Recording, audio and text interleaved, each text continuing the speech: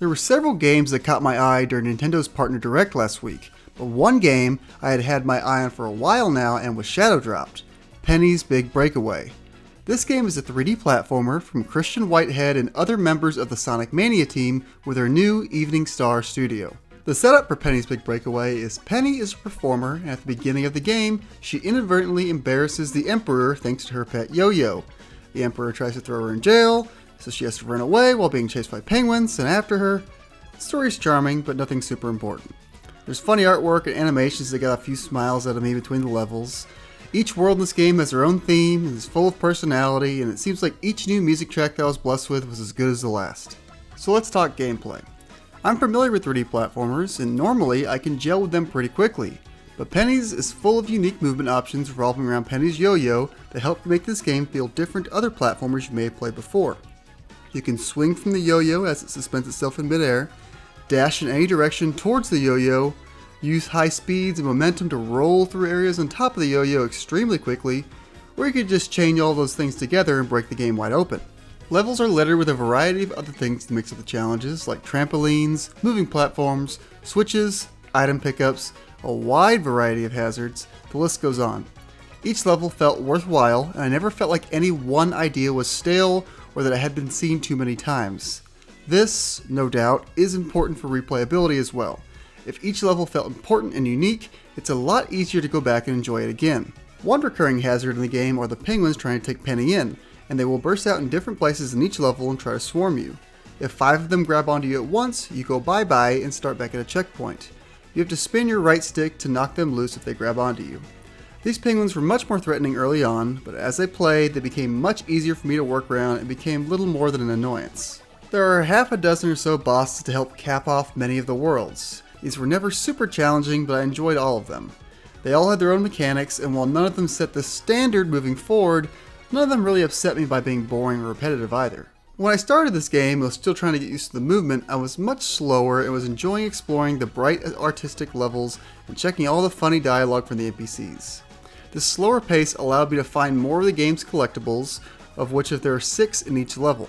3 hidden coins, or showpieces as they're called in the game, and 3 dilemmas, basically 3 little mini tasks or challenges from the NPCs. These helped me feel like I was being more productive and helped me have fun as I was learning the game. However, once I started to get more comfortable with the game, I found myself moving faster and prioritizing speed rather than exploring each level. This, in turn, led to me finding less of the collectibles. To my knowledge, you only really need these collectibles to unlock the fun bonus challenge stages, so if you want to keep unlocking those as you go, make sure to be more thorough than I was later on. Early on when I first started, I was really fighting the right stick, because in my head, I wanted to use it to control the camera, but that stick actually throws the yo-yo, so I was dealing with some unintentional inputs frequently. I eventually grew used to this, and the fixed camera did allow for the level designs to shine in certain spots, framing the way I see and interact with what's in front of me. But I still think I would have liked the option to control the camera on my own, just a preference thing, not really a slight against the game itself. This game has a really high skill ceiling that rewards the player for moving fast and utilizing their speed in conjunction with all the different tools available to them to skip over large sections of the levels. Once you get comfortable with the things the game lets you do, you can really break some levels apart and complete them very quickly. I am not practiced or skilled enough to pull off some of these feats, but I have been watching videos on Twitter of players besting these levels with speed and precision that I can only dream of, and it's damn fun to watch. This game's gonna have a real fun speedrunning community come out of it, whether that be full game runs or level specific time trials. There are built-in leaderboards for each level in the game to check your time against others around the world, so if you want to feel bad about yourself, you can see that the fastest times are somehow twice as fast as your fastest time like me. I'm a little torn on some of my down moments with this game. There were times when I would become frustrated trying to pull off a move and not succeeding, diving when I meant to swing, rolling when I had no momentum, flailing around in midair, desperately trying to avoid an untimely fall. In the moment, I would think the game felt bad or that things could have been handled differently, but after watching back some footage and thinking on it a bit, I realized oftentimes it was just me trying to do too much and needing to improve my execution. This game wants to let you move quick and show off, but this takes practice and skill. Sometimes, you might just need to take it slower and play the level at a little more controllable pace in order to succeed. When playing through the dozens of levels in this game, I did get the occasional glitchy geometry, getting stuck on a wall or sliding through to my unfair death. Luckily, it's pretty easy to restart from a checkpoint in this game, and the penalty for dying is pretty light, just losing points for each game over. I was never really going after points anyway because I never really understood the combo system, and I still don't. So for me, there's really no problem with dying and starting over from a checkpoint. If you do go for high scores in each level though, there's a reward for meeting certain thresholds in each level. I think I only got one of them on the first level, and that was because I played that one the most trying to improve.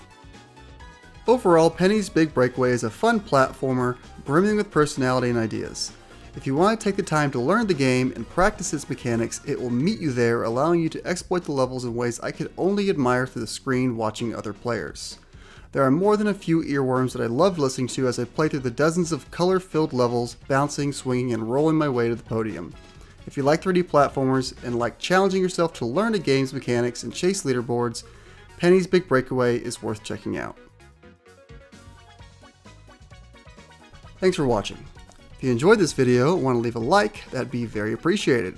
If you want to stick around and see what comes next, consider subscribing. I try to post at least one video a week, plus shorts and a weekly live stream. Stop by and stay high sometime. Thanks again for watching, and see you next time.